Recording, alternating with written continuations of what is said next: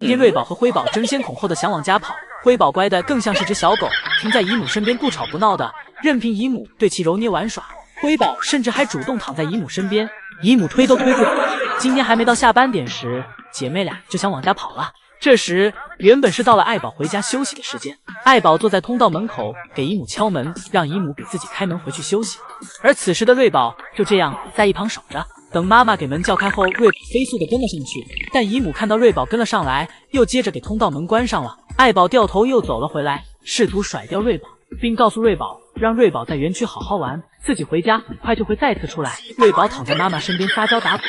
不过最后瑞宝还是听了爱宝的话主动离开，但是失落2个字被瑞宝淋漓尽致的体现了出来。瑞宝不舍得走到门口，还想着姨母会不会再次给门打开。这时圣熙姨母来到园区安抚瑞宝，让瑞宝乖乖的，妈妈一会儿就出来了。圣熙阿姨没懂瑞宝的心，瑞宝并不是想妈妈，而是想回家。瑞宝就这样一直蹲坐在通道门口，对于圣熙阿姨在园区收拾竹子的行为根本没有引起瑞宝的注意。等下班点到了，圣熙阿姨在通道门口一喊：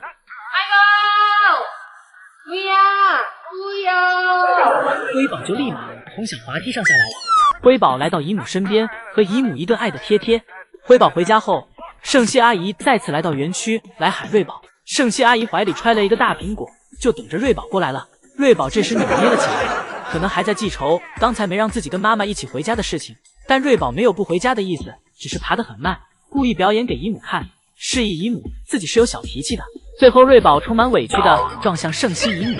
而圣熙姨母仅用一块小苹果就给瑞宝哄好了。就这样，吃完小苹果的瑞宝也乖乖走回了家。江爷爷抓到一只正在破坏自己油菜花的熊猫幼崽，而作为没事熊的辉宝则一直在旁边看热闹。江爷爷打算将这只破坏自己油菜花的小熊交给有关部门进行处理，也就是他的妈妈爱宝，因为江爷爷抵挡不了他的撒娇卖萌，一旦看到撒娇卖萌就没了脾气，所以只能交给他妈妈进行判决。但就在刚才，爱宝已经回家了。爱宝回家后，姐妹俩便开始了没有熊管的快乐时光。瑞宝抱着眼前的南天竹，顺势就躺了下来，小手一把就给南天竹的竹叶给薅了过来，然后自然的送进了嘴里。这惬意的样子有几分乐宝的风范。乐宝的基因着实强大，乐宝凭自己一己之力创造了3只迷你乐宝，姐妹3个身上多多少少都有点乐宝身上的影子，就连平时最文静的瑞宝都没躲过这强大的基因。瑞宝抱着南天竹翘着小腿，吃得很是惬意。除了乐宝的基因以外，瑞宝也遗传了爱宝的优良基因。瑞宝发现有一节竹子掉了下来，瑞宝立马将其捡起来，先给掉落下来的这根吃掉。这是爱宝勤俭节约不挑食的基因。瑞宝乖巧地坐在南天竹前吃玩玩，简直要被瑞宝这可爱的模样萌化了。一会儿，江爷爷便走了进来。江爷爷看到瑞宝这一幕，也忍不住想拿出手机进行留念，但瑞宝看到爷爷来了，立马对南天竹失去了兴趣，来到爷爷身边和爷爷玩。没一会儿，辉宝也跟了过来。每次当姐妹俩看到爷爷来了，就会给手边的一切东西都抛到脑后，先跟爷爷玩。江爷爷和姐妹俩来到了小木床上，有依依看到江爷爷的手套破得有点太细碎了，想必应该是瑞宝和辉宝给爷爷抓破的吧，这得问3星集团要赔偿呀。江爷爷举着手机拍摄着树上的辉宝，瑞宝看到后不乐意了，不断的喊着让爷爷也给自己拍几张，不要再拍妹妹了。辉宝听到姐姐这么说，不乐意的直接跑过来揍姐姐，让姐姐消停一点，表示爷爷就是喜欢自己才拍自己的，爷爷不喜欢姐姐，所以不拍姐姐。瑞宝气不过，一下给辉宝推下了小木床。辉宝也不是吃素的，辉宝重新爬上小木床，对着姐姐一顿拳打脚踢，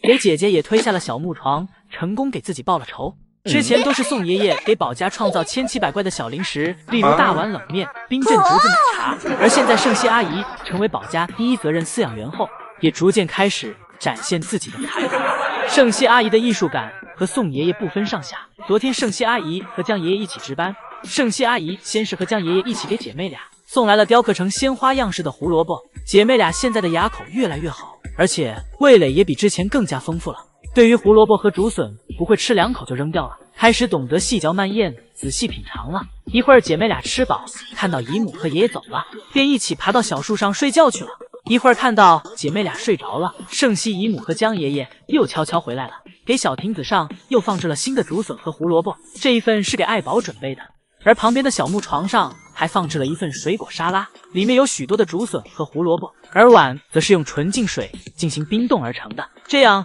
就算爱宝到时给碗啃碎了，也不会受伤。爱宝从室内园区回来后，一下就被姨母和爷爷制作的沙拉碗给吸引了注意。爱宝凑上前直接开吃，由于碗是用冰制作的，爱宝在拿取里面的竹笋时，真的不小心给冰碗啃碎了。爱宝被碗碎掉的声音吓了一跳，不过这点惊吓不算什么，依旧阻挡不了爱宝对沙拉碗的喜爱。不过之后，爱宝在拿取碗里面的竹笋和胡萝卜时，明显变得小心起来，不再用嘴直接接触，而是用手慢慢将其拿出来，然后用手拿着吃。宝家的每个成员都是有些智慧在身上的，爱宝只是经历了一次惊吓，就懂得了要用手去吃东西，而且这样吃东西既不会弄坏冰碗，也不会让自己受到惊吓，更不会受伤。这让场外观看的游客们不禁赞叹道：爱宝的聪明和智慧真的宛如人类一般。很快，爱宝便将碗里的竹笋块和胡萝卜块都吃完了。爱宝看到碗里面空了，用手对着冰碗打了一下，像是在说姨母的沙拉碗真不错，